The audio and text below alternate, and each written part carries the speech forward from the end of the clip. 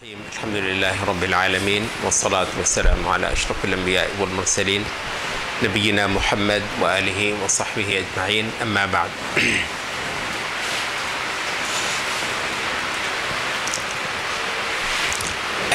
نفس کو مارنا،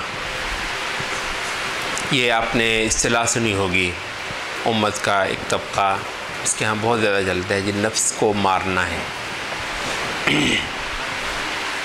ظاہر ہے کیوں مارنا ہے نفس کو؟ اس لیے کہ روحانیت پانی ہے، اللہ تعالیٰ کا قرب حاصل کرنا ہے اور زندگی کا مقصد حاصل کرنا ہے، آخرت پانی ہے، ایک اچھا مسلمان بننا ہے، جس کے لیے کیا کرنا ہے؟ نفس کو مارنا ہے۔ یہ جو اصطلاح ہے کہیں اللہ کے کلام میں آپ کو نظر آیا کہ نفس کو مارنا یہ کوئی دین کا کوئی مقصد ہے، انبیاء کی کوئی ہدایت ہے؟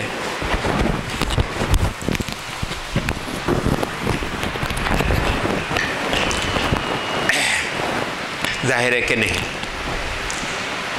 نفس قرآن مجید کا بھی ایک خاصا بڑا موضوع ہے، انسانی نفس کو بہت ساری جگہوں پر قرآن مجید میں تنبیہ بھی کی گئی ہے، کسی جگہ پر اس کو مذموم بھی قرار دیا گیا ہے، لیکن اس کے لیے اصطلاح کیا ہے؟ قرآن مجید کی اپنی بہت اہم بات ہے، وہ ہے نفس کا تزکیہ کرنا۔ نفس کو مارنا نہیں آتا، نفس کا تزکیہ کرنا آتا ہے۔ تزکیہ کرنا کیا ہے؟ یہ زکوٰۃ کا لفظ بھی اسی سے ہے۔ یہ کئی ساری قسمیں اٹھانے کے بعد اللہ تعالیٰ نے والشمس وضحاها والقمر اذا تلاها والنهار اذا جلاها تو کہا کہ ونفس وما سواها فألهمها فجورها وتقواها، اور نفس کی قسم ہے، اور جیسی کہ اللہ تعالیٰ نے اس کی ساخت کی ہے کہ اس کے اندر اللہ نے اس کا جو فجور ہے، اس کی جو نافرمانی ہے اور اس کی جو سرکشی ہے وہ بھی اس کے اندر رکھی ہوئی ہے، وتقواها، اور اس کا خدا کا بندہ بن کر رہنے کی خاصیت بھی اس کے اندر ودیت کر رکھی ہوئی ہے۔ قد افلح من زکاها، کامیاب ہو گیا وہ جس نے اس کو دھو مانجھ لیا، صاف ستھرا کر لیا، اس کو اس نے اعلیٰ سے اعلیٰ بنا لیا، اچھا بنا لیا۔ وقد خاب من دساها، اور نامراد ہوا وہ شخص کہ جس نے اس کو لتھیڑ لیا، جس نے اس کو رول دیا۔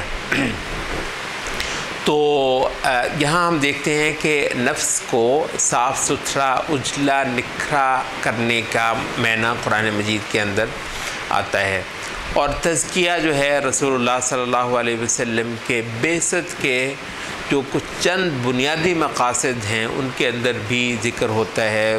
یہ مضمون قرآن مجید میں ایک جگہ نہیں کئی جگہ پر بیان ہوا ہے۔ رسولا منہم یتلو علیہم آیاتہ ویزکیہم ویعلمہم الکتاب والحکمہ، اللہ تعالیٰ کی آیات پڑھ پڑھ کر سنانا، پھر ان کا تزکیہ کرنا، اور پھر ان کو کتاب اور حکمت کی تعلیم دینا، یہ رسول اللہ صلی اللہ علیہ وسلم کی بعثت کے مقاصد میں بھی آتا ہے۔ تو کوئی فرق آپ محسوس کرتے ہیں؟ نفس کو مارنا اور نفس کو اجلا کرنا، نفس کو ستھرا کرنا، نفس کو صالح بنانا، یہ ان دونوں کے اندر کیا فرق ہے؟ مارنے سے کیا مراد ہے؟ ظاہر ہے مار کر تو وہ بچے گا ہی نہیں۔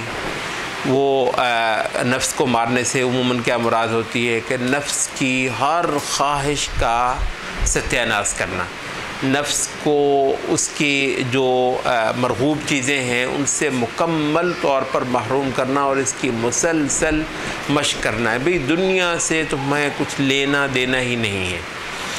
نبی صلی اللہ علیہ وسلم ہیں ٹھنڈے پانی کو پسند فرماتے ہیں۔ آپ کو پتہ ہے ایک خوبصورت دعا ہے نبی صلی اللہ علیہ وسلم کی، جس میں نبی صلی اللہ علیہ وسلم کہتے ہیں کہ اللہم اجعل حبک احب الی من الماء البارد، او کما قال نبی صلی اللہ علیہ وسلم، کہ اے اللہ اپنی محبت مجھے اتنی عزیز کر دے کہ ٹھنڈے پانی سے بھی زیادہ۔ ٹھنڈا پانی جو ہے یہ نفس کو مرغوب ہے، تو بھئی اس کے پینے میں کوئی برائی ہے نہیں، لیکن ٹھنڈے پانی کو پینے میں جو لطف ہے اللہ سے محبت کرنے میں اس سے بھی بڑھ کر لطف ہو. یہ نفس کا تزکیہ ہے, یہ نفس کو بلندیوں پر چڑھانا ہے. ٹھیک ہے. نبی صلی اللہ علیہ وسلم کو میٹھی چیز پسند تھی, حلوہ پسند تھا نبی صلی اللہ علیہ وسلم کو, شہد آپ کو بہت زیادہ مرغوب تھا, گوشت جو ہے بلکہ کئی ساری حدیث آتی ہیں خاص طور پر حضرت ابو ہریرہ رضی اللہ عنہ جن کو بہت زیادہ قربت میسر رہی کہ نبی صلی اللہ علیہ وسلم کو دستی کا گوشت جو ہے بہت ہی پسند تھا. وہ کہتے ہیں بکری ذبح ہوئی تو میں نے پکانی شروع کی تو نبی صلی اللہ علیہ وسلم نے کہا نکالو بھی دستی, تو کہنے میں نے دستی نکالی اور نبی صلی اللہ علیہ وسلم کو پیش کی, آپ نے تناول فرمائی. تو کہنے لگا یار دستی نکالو, تو کہتے میں نے دوسری نکالی, تو نبی صلی اللہ علیہ وسلم نے تناول فرمائی. کہنے لگے دستی نکالو, کہتے میں نے بسد احترام نبی صلی اللہ علیہ وسلم کہ اللہ کے رسول بکری میں 2 ہی دستیاں ہوتی ہیں. تو آپ نے فرمایا چھوڑ یار ابو ہریرہ, اگر تو نکالتا تو نکلا نہیں تھی. ظاہر نبی صلی اللہ علیہ وسلم کو اللہ تعالیٰ نے معجزات دیے ہوئے ہیں, تو کہا بھی تو نے ایسے خامخواہ, مطلب میں کہہ رہا تھا بس تو کرتا جاتا تو ٹھیک تھا. نبی صلی اللہ علیہ وسلم کو بھی پتہ ہے کہ مطلب بکرے میں ہوتی اتنی ہی ہیں. اب یہ ہے کہ نبی صلی اللہ علیہ وسلم بڑی رغبت سے دستی کا گوشت جو ہے وہ کھاتے ہیں وغیرہ وغیرہ.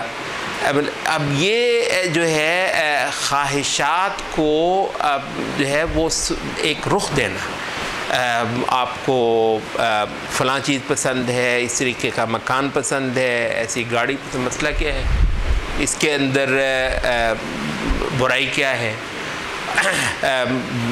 بعض لوگوں کو زیادہ شادیوں کا شوق ہے, اس کا راستہ کھلا ہے.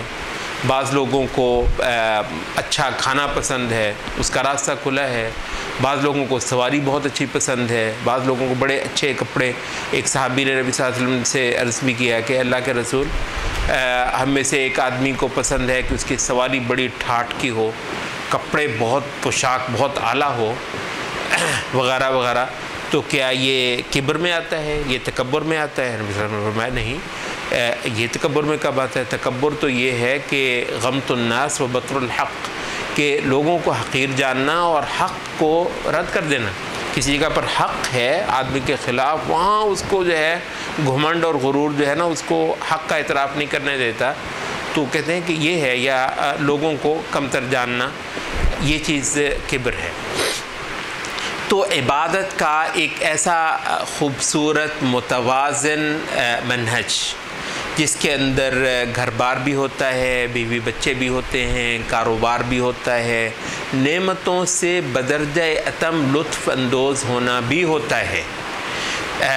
لیکن یہ ہے کہ یہی نعمتیں, یہی لطف, یہی گھر بار, یہی بال بچے, ہاں اگر کسی وقت اللہ تعالیٰ کا دین جو ہے تقاضا کر رہا ہو تو ان کو چھوڑنا بھی, یہ ہے نفس کا تزکیہ. ان کے اندر الجھ بھی نہیں جانا ہے. لوگوں نے دیس نکالے بھی لیے, ہجرتیں بھی کیں, جہاد بھی کیے, شہادتیں بھی بھائی. جو بندہ شہادت پانے کے لیے جاتا ہے, جو بندہ جہاد کرتا ہے, اللہ کے دشمنوں کے ساتھ 2 ہاتھ کرتا ہے, اس کو پتہ نہیں ہے کہ نرم بستر میں کتنا مزہ ہوتا ہے. اس کو معلوم نہیں ہے کہ بڑے ٹھاٹھ کے ساتھ بیوی کے ہاں جو ہے وہ بیوی کے ساتھ رہنا اور اچھے لمحات گزارنا جو ہے کتنا نفس کو مرغوب ہے. تو یہ درست ہے, مگر یہ ہے کہ اعلیٰ تر مقاصد, وہ کو اعلیٰ تر مقاصد کیا ہیں دیکھیے, اور وہ پورا پیکج باطل ہو گیا نا. وہ جو نفس کو مار کے کرتے کیا ہیں, اللہ کے دشمنوں کے ساتھ 2 ہاتھ کر رہے ہوتے ہیں. نہیں, کہاں اللہ کے دشمنوں کے ساتھ 2 ہاتھ کر رہے ہوتے ہیں, جہاد کر رہے ہوتے ہیں, ہجرتیں کر رہے ہوتے ہیں, اور باطل کے ساتھ زور آزمائی کر رہے ہوتے ہیں. نہیں, سارا پیکیج ہی نہیں وہ ہے.